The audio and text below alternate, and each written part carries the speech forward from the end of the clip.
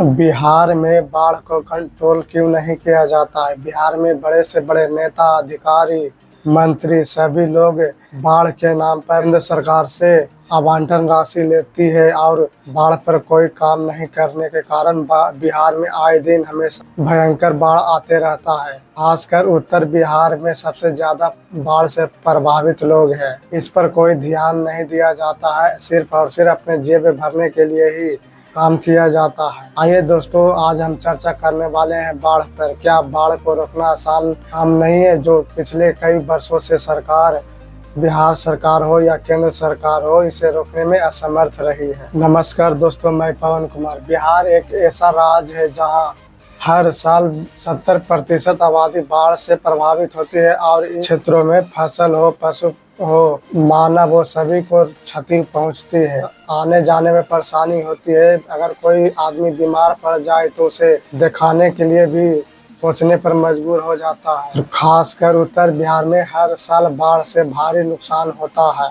अभी वर्तमान की बात किया जाए तो साल 2025 में भोजपुर जिला यानी आरा के शाहपुर प्रखंड के जबैनिया गांव इस बाढ़ में पूरी तरह से खत्म हो चुका है और इस गांव का पूरा क्षेत्र कटाव हो चुका है। इस बाढ़ में इस गांव का पूरा कटाव हो चुका है। इस गांव में घर, मकान, स्कूल, बिजली, सड़क, रोड सब चीज ठप हो चुका है और आवागमन का रास्ता भी बंद हो चुका है। और इसी तरह बिहार के अन्य जिला में भी भयानक बाढ़ आया हुआ है और भारी तबाही मचा हुआ। फसल हो, पशु हो, आवागमन के रास्ता हो, सब ठप हो चुका है।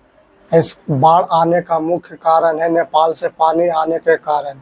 खासकर कोसी नदी, गंडक नदी, बूढ़ी गंडक, इन सभी नदियों के पानी आने के कारण उत्तर बिहार में सबसे ज़्यादा प्रभावित करती है और सबसे ज़्यादा नुकसान भी वही करती है। मेन सवाल यह है कि क्या रूस जैसे देश समुद्र को सुखाकर रेगिस्तान बनाया हुआ है, तो बाढ़ बिहार में क्यों कंट्रोल नहीं होता, या अधिकारी, नेता इसे कंट्रोल करना नहीं चाहते हैं। आप लोग कमेंट कीजिए दोस्तों, बाढ़ को रोकना आसान काम नहीं है या आसान है, या नेता अधिकारी इसे रोकना नहीं चाहते हैं ताकि इनकी जो इनकम होता है वो इनकम आना बंद हो जाए।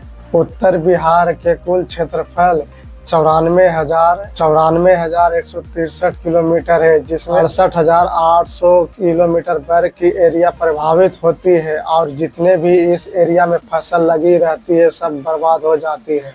बाढ़ में सबसे ज्यादा प्रभावित होने वाले जिला आइए दोस्तों बताते कौन कौन से जिला है जहाँ से ज्यादा बाढ़ ने प्रभावित किया है। इसमें भोजपुर, आरा, वैशाली, पूर्णिया, पटना, बख्तियारपुर, मोकामा, दनियामा, दानापुर, पटना सिटी के निचले क्षेत्र में भी पानी आया हुआ है और वहां से लोग पलायन कर रहे हैं। स्थानीय लोगों का कहना है कि सरकार और प्रशासन ने कोई सुविधा नहीं दिया है, जिससे हम लोगों को काफी परेशानी उठाना पड़ रहा है। भागलपुर में भी गंगा नदी लाल निशान के ऊपर बह रही है।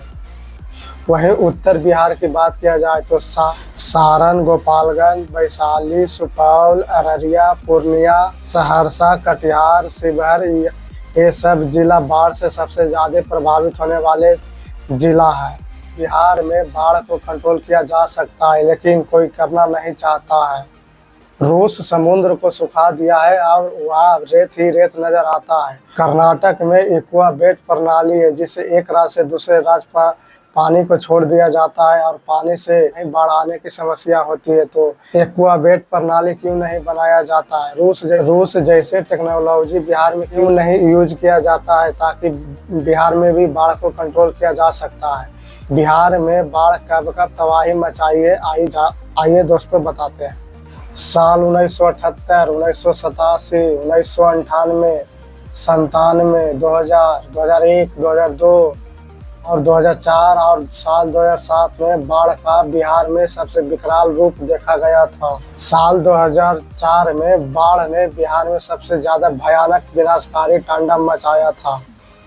उस समय कमला बलान, बागमती, अधमरा नदियों के समूह ने 23,490 वर्ग किलोमीटर के पूरे एरिया को तहस नहस कर दिया था और पूरे एरिया में पानी फैल गया था। उस दौरान लगभग 800 से अधिक मौतें हुई थी।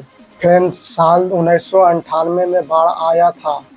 साल 1998 में उत्तर बिहार के अधिकांश नदियों में जुलाई महीने में ही अधिकांश नदियों का जलस्तर इतना बढ़ गया था, जिसके कारण भारी क्षति हुई थी और 381 लोगों की मौत हुई थी उस दौरान। 2001, 2002, 2003, 2004, 2005, 2006, 2007, 2008, 2009, 2010 लगातार इसी तरह बाढ़ आते रही और भारी नुकसान पहुंचाते रहे और आस पास के जितने भी एरिया में फसल लगा हुआ था उन सभी को बर्बाद करते गया। और हर साल की कहानी इस साल भी वही हुआ है।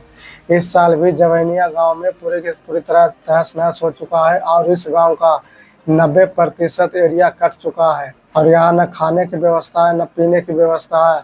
जितने भी लोग हैं उनसे जितना मदद हो रहा है उतना मदद किया जा रहा है।